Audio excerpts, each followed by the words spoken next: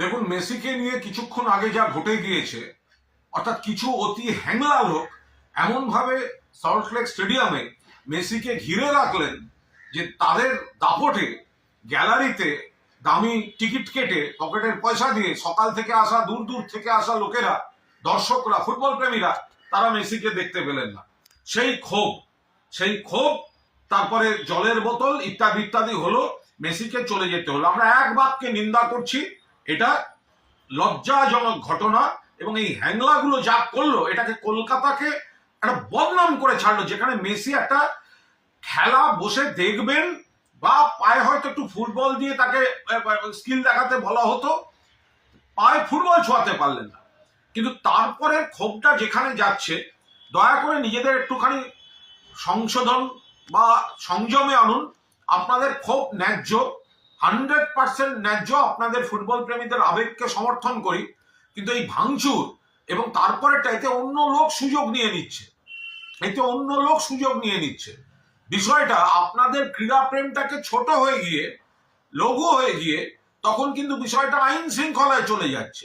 একাধিক সর্বভারতীয় TV channel থেকে প্রশ্ন পাচ্ছি, এক্ষুনি তারা ফোন ইন নিচ্ছিলেন যে পশ্চিম ল অ্যান্ড অর্ডার, এটা কেন পুলিশ এখনো করছে না, কেন পুলিশ এই গুন্ডামি হতে দিচ্ছে।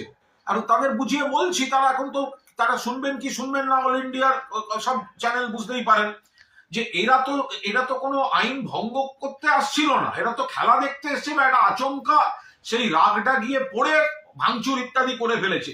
মমতা বন্দ্যোপাধ্যায় পুলিশ তো ক্রীড়াপ্রেমীদের উপর প্রথমেই লাঠিটা চার্জ করতে পারেন না, কিন্তু ন্যাশনাল চ্যানেল থেকে একের পর এক প্রশ্ন আসছে, কেন পুলিশ অ্যাকশন নেয়নি, কেন পুলিশ মারেনি।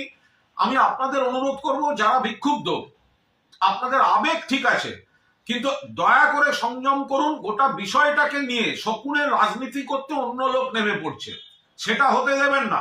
এবার আপনাদের সঙ্গে মিশে গিয়ে অন্য লোক যদি, রাজনীতির লোক ঢুকে গিয়ে যদি চারটে ভাঙচুর, চারটে আঙুল লাগানো করে দেয়, তখন কিন্তু গোটা দায়টা গিয়ে পড়বে ফুটবল প্রেমীদের উপর।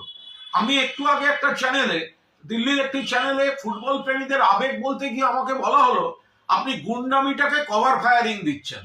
এটা তো, আপনারা তো গুন্ডামি করতে যাননি, আপনারা যেটা করেছেন একটা উগ্র বহিঃপ্রকাশ হয়েছে, হয়তো ঠিক হয়নি সেটা, কিন্তু আপনাদের এই যন্ত্রণাটা বেরিয়ে এসছে। কিন্তু অবিলম্বে সেটা থামান, না হলে এর মধ্যে অন্য শকুনের বাহিনী ঢুকে যাচ্ছে, ঢুকে গিয়ে ফুটবল প্রেমীদের যে কষ্টটা বা দুঃখটা এবং মূল এজেন্ট আয়োজক যেটা, তার যে ব্যর্থতাটা, সেটা এখন কেন গুন্ডামি রুখতে পুলিশ লাঠিচার্জ করেনি বা আরো কিছু করেনি, ব্যাপারটা সেই দিকে ঘোরাবার চেষ্টা করছে অনেকে। ফলে যুব ভারতী ক্রীড়াঙ্গন আমাদের অত্যন্ত প্রিয়, এশিয়ার সেরা, ভারতের সেরা, তার বেশ কিছু ক্ষতি হয়েছে, এই ক্ষতিও তো আমরা চাই না।